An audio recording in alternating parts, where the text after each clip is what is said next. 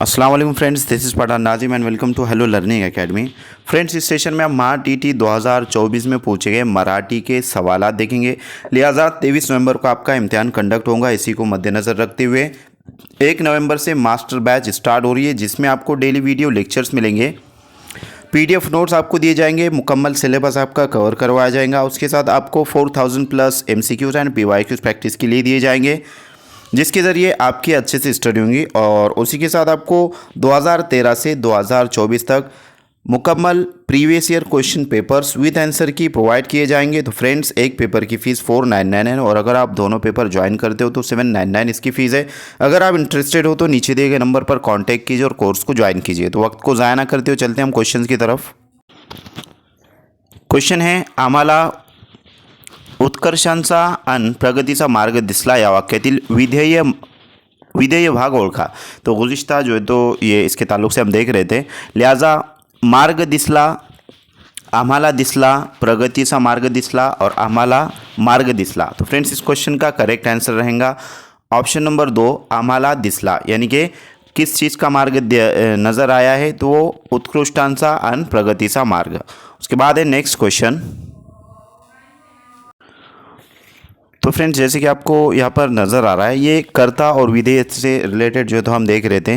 लिहाजा यहाँ पर मराठी में दिया गया कर्ता म्हणजे वाक्यात ज्याच्याबद्दल काहीतरी सांगितले जातो ते कर्ता असतो, मीन्स वो जो है तो फेल होता है। उसके बाद है उर्दू में के फाइल मीन्स फाइल होता है। फाइल यानी कि फाइल वो होता है जिसके बारे में जुमले में कुछ बताया जाता है, उसको जो है तो फाइल कहा जाएगा। और कुछ बताया जाता है यानी कि जुमले में उसके ताल्लुक से कुछ बताया जाता है, इंग्लिश में भी आपको यहाँ पर दिया गया है। उसके बाद है विधेय म्हणजे कर्त्याबद्दल काय सांगितले आहे ते, यानी कि खबर या विधेय वो हिस्सा है जो फाइल के बारे में कुछ बताता है। अब फाइल के बारे में यानी कि जो फाइल के अंदर जो है तो इस्म या ज़मीर होता है, जैसे कि I, we, you, he, she, it, ये जो है तो फाइल रहेंगे। तो इसके अंदर भी लिहाजा विधेय यानी कि जो खबर होती है वो फाइल के ताल्लुक से कुछ बताता है। उसके बाद है वाक्यात कर्ता हा क्रियापदाच्या आधी असतो। क्रियापद मीन्स जुमले में फाइल आमतौर पर फेल से पहले आता है। फेल से यानी कि काम से पहले आता है, कुछ काम यानी कि जुमले में काम के ताल्लुक से होता है तो उसको वर्ब कहा जाएगा, यानी कि फेल कहा जाएगा, और फाइल फेल से पहले आता है। उसके बाद है विधेयामध्ये क्रियापद वर्ब असते, यानी कि विधेय के अंदर जो है तो हमेशा फेल होता है, यानी कि कुछ ना कुछ काम जारी होता है। जैसे कि एग्जाम्पल यहाँ पर है कि मराठी जो वाक्य था राम शाळेत जातो, इसमें जो है तो राम फेल रहेगा और शाळेत जातो ये प्रेडिकेट रहेगा, खबर रहेंगी, जिसको विधेय कहते हैं, जो कि वर्ब और प्लस ऑब्जेक्ट को मिलाकर बनता है। और सब्जेक्ट को जो है तो फाइल कहते हैं, वर्ब को कहा जाएगा फेल और ऑब्जेक्ट को मफऊल कहा जाएगा मफूल। तो इस तरीके से फेल, फाइल, मफूल से रिलेटेड आपका ये कंसेप्ट यहाँ पर क्लियर हुआ होगा। खैर, उसके बाद है मूल खेलत आहेत, यानी कि बच्चे खेल रहे हैं। तो यहाँ पर जो मूल रहेगा वो कर्ता रहेगा और खेलत आहेत ये प्रेडिकेट रहेगा, विधेय रहेगा। उसके बाद आम्हाला मार्ग दिसला, यानी कि हमें रास्ता दिखाई दिया। इसमें जो तो आम्हाला ये फाइल रहेगा और मार्ग दिसला ये प्रेडिकेट रहेगा, खबर यानी कि विधेय रहेगा। उसी तरीके से पक्षी उड़ता है, तो परिंदे उड़ रहे हैं, इसमें पक्षी सब्जेक्ट है यानी कि फाइल है, और उड़ता है ये जो तो प्रेडिकेट रहेगा। उसी तरीके से सूर्य उगवला, सूरज निकला, यानी कि सूर्य से मुराद सूरज होता है, फाइल रहेगा, और उगवला ये जो है तो प्रेडिकेट रहेगा। अब इसको याद रखने के ताल्लुक से यहाँ पर इन शॉर्ट जो तो आपको दिया गया है। लिहाजा फाइल यानी कि कर्ता, जिसको इंग्लिश में सब्जेक्ट कहते हैं, तो ये भी आपको तवज्जो यानी कि ध्यान में रखने के लिए सब्जेक्ट कहते हैं उसको। और कौन या किसके बारे में बात हो रही है उसको जो तो फाइल कहा जाएगा। उसके बाद विधेय यानी कि खबर, क्या किया या क्या हुआ, तो ये काम के करने की जो है तो कंडीशन को बताता है। उसके बाद है राम शाळेत जातो, ये तो इसमें जो है तो कौन स्कूल में जा रहा है, तो फ्रेंड्स राम जा रहा है, यहाँ पर कर्ता रहेगा और शाळेत जातो ये विधेय यानी कि प्रेडिकेट रहेगा। तो उसी तरीके से क्वेश्चन जो था हमारा कि आम्हाला उत्कर्षांचा अन प्रगतीचा मार्ग दिसला या वाक्यातील विधेय भाग ओळखा। तो इसमें जो तो आम्हाला उत्कृष्टांचा अन प्रगतीचा मार्ग, ये जो तो विधेय रहेगा। दिसला तो यहाँ पर जो तो आम्हाला दिसला ये विधेय रहेगा, लिहाजा आम्हाला दिसला। वाक्यातील भाग ओळखा इस तरीके से कहा गया है। तो नेक्स्ट क्वेश्चन की तरफ हम बढ़ते हैं। अगला सवाल है कि शंकर सावरकराच्या कचाट्यात गवसू नये म्हणून मी त्याला मदत केली, वरील वाक्याचा प्रकार ओळखा। यानी कि कौन सा जो है तो वाक्य है, जुमले की किस्म कौन सी है, मुरक्कब, मुफर्रद, इस तरीके से जो जुमले होते हैं।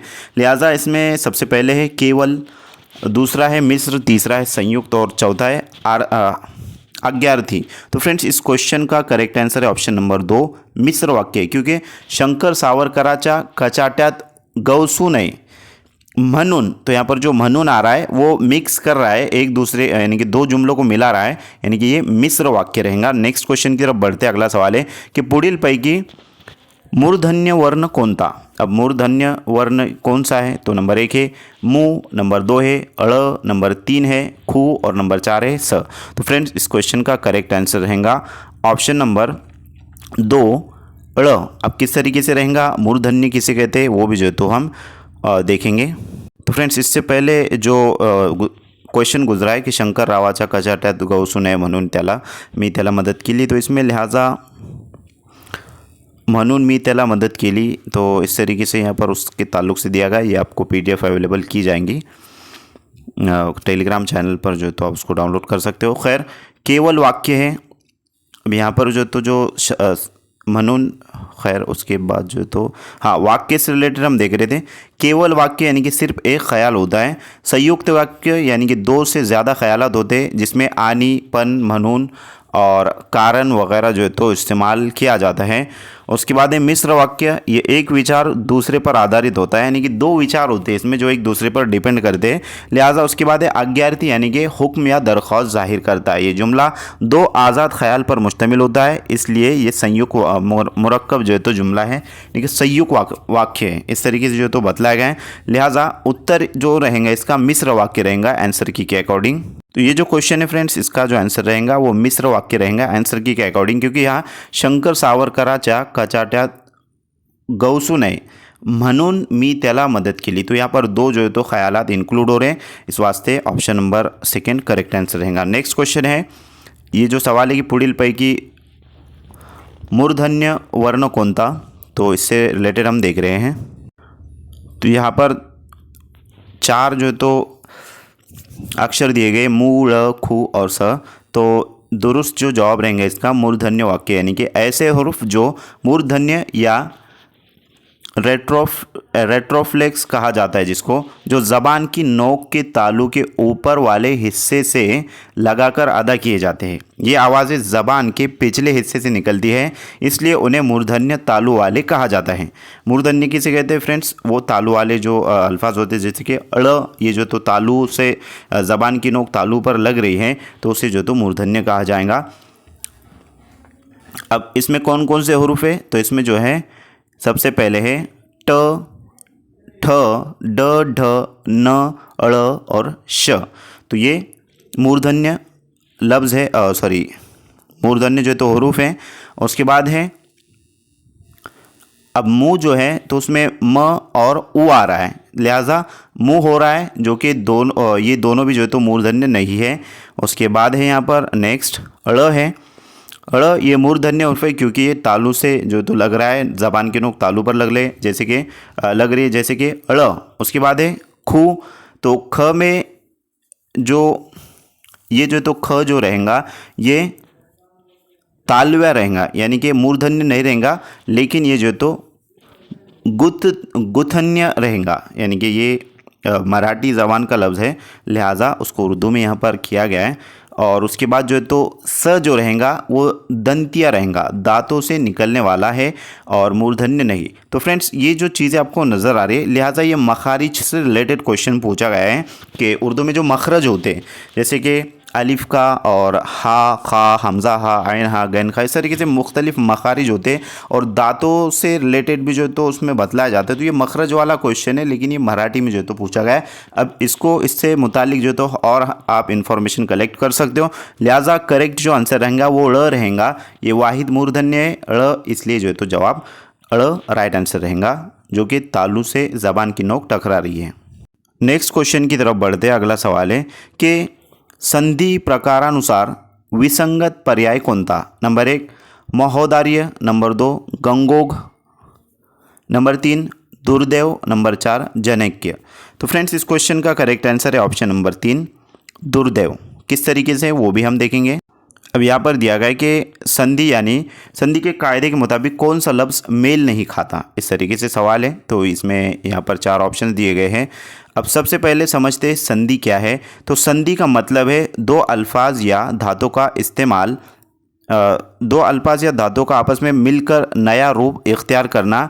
ये एक सूती कायदा है, यानी कि आवाज़ से रिलेटेड कायदा है, जिसमें हुरूफ के बदलने, जुड़ने या मिटने से नया लफ्ज़ बनता है। संधि की 3 किस्में हैं, अहम किस्में। सबसे पहले स्वर संधि यानी कि हुरूफ इल्लत की संधि, नंबर 2 है व्यंजन यानी कि हुरूफ सही की संधि, और नंबर 3 है विसर्ग संधि, यानी कि ये जो है विसर्ग संधि जिसको कहते हैं। तो अब हर लफ्ज़ का हम तज्जिया करते हैं कि महोदार्य, तो इसमें मह प्लस औदार्य मिलाकर जो तो महोदार्य बना है। यहाँ पर अ प्लस औ यानी कि औ हो रहा है, इस वास्ते ये शोर संधि रहेंगी। उसके बाद है दुरुस्त, ये जो तो दुरुस्त संधि है। उसके बाद जो है तो गंगोग, इसमें जो तो गंगा प्लस ओग मिलाकर जो है तो गंगोग बन रहा है, और यहाँ स्वर संधि इस वास्ते कि आ प्लस ओ इज इक्वल टू जो है तो औ हो रहा है, इस वास्ते ये भी दुरुस्त रहेगा। उसके बाद है दुर्देव, यानी कि दुर और दुख प्लस देव मिलाकर जो है तो दुर्देव बनता है। तो ये निसर्ग संधि है, विसर्ग संधि है, ये भी दुरुस्त संधि है। और उसके बाद है नंबर 4 जैनक्य है वो, लेकिन यहाँ पर बाय मिस्टेक हुआ है। तो ये किसी भी संधि के कायदे में यहाँ पर जो तो ये रॉन्ग, ये किसी भी संधि के मुताबिक नहीं, मुताबिकत नहीं रखता, विसंग गैर मुतालिक है।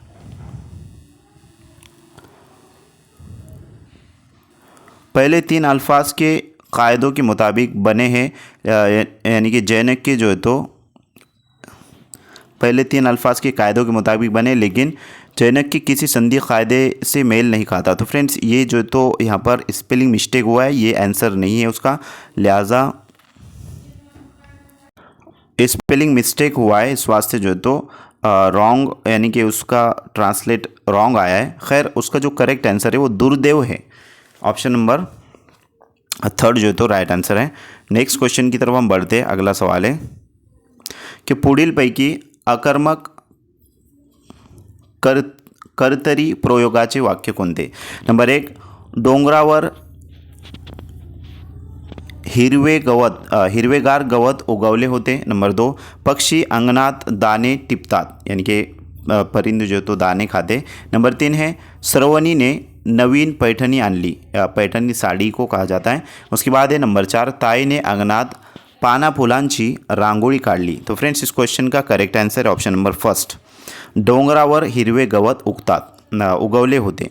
तो यहाँ पर कर्तरी प्रयोगाचे वाक्य कोणते, यानी कि अकर्मक मीन्स खुद से जो है तो प्रोसेस होती है जिसमें कोई काम, यानी कि जिसमें जो तो फाइल नहीं होता है, मीन्स करता नहीं होता है, वो खुद से कुदरती प्रोसेस जिसको कहा जाएगा। इस वास्ते यहाँ पर ऑप्शन नंबर 1 राइट आंसर रहेगा। अब इसमें जो तो पक्षी है, श्रवणी ने, उसके बाद ताई ने, तो ये इसमें काम को करने वाला कोई ना कोई है, लेकिन ये जो है तो खुद ब खुद हो रहा है, इस वास्ते ऑप्शन नंबर 1 करेक्ट आंसर रहेगा। नेक्स्ट क्वेश्चन है, यानी कि ये जो ऑप्शन है डोंगरावर हिरवेगार गवत उगले, तो इसमें लिहाजा वो जुमला होता है, यानी कि इस वाक्य में वो जो ऐसा जुमला होता है जिसमें क्रिया यानी कि फेल को किसी अकर्मक कर्तरी व कर्मा मफूल की ज़रूरत नहीं होती, यानी अमल खुद ही पूरा हो जाता है, किसी पर असर नहीं डालता। जैसे कि फूल खिलते हैं या जो फेल रहेगा वो खिलते रहेगा, यानी कि खिलना ये काम हुआ, किसी मफऊल पर डिपेंड नहीं, जैसे कि हमने अभी आपसे कहा है।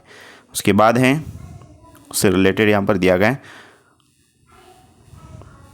तो ये उससे मुतालिक तमाम तर इन्फॉर्मेशन दी गई, आपको टेलीग्राम चैनल पर अवेलेबल किया जाएगा। नेक्स्ट क्वेश्चन है, गावावर आलेल्या भीतीदायक संकटाचा गावकऱ्यांनी मिळून सामना केला। अधोरेखित शब्दसमूहास योग्य अलंकारी शब्द कोणता? नंबर 1 गंडांतर, नंबर 2 इष्टापत्ती, नंबर 3 हमरी तुमरी, नंबर 4 पर्वणी। तो फ्रेंड्स इस क्वेश्चन का राइट आंसर है ऑप्शन नंबर फर्स्ट गंडांतर, यानी कि ये जो भीतिदायक संकटाचा उसके लिए जो तो इस्तेमाल होने वाला जो लफ्ज़ है वो ये है गंडांतर, ये करेक्ट आंसर रहेगा। तो मैं उम्मीद करता हूँ कि आपको तमाम तर क्वेश्चन अच्छे से समझ में आ गए होंगे। मिलते हैं हम नेक्स्ट टाइम नेक्स्ट वीडियो में। आज के लिए इतना काफ़ी है। Thank you for watching and listening my video. Thank you very much Indeed for your cooperation and have a nice day.